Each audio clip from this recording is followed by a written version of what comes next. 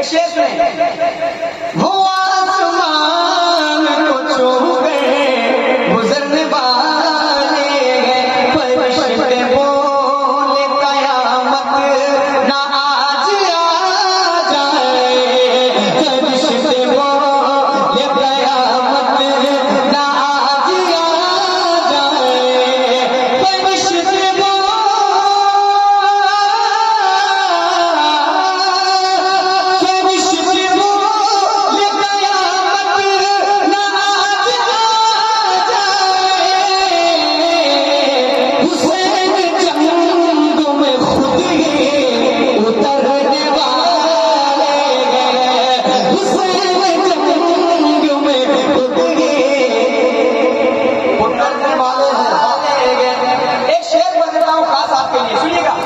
यहाँ तो रहते हैं ख्वाजा कि हम हुकूमत में।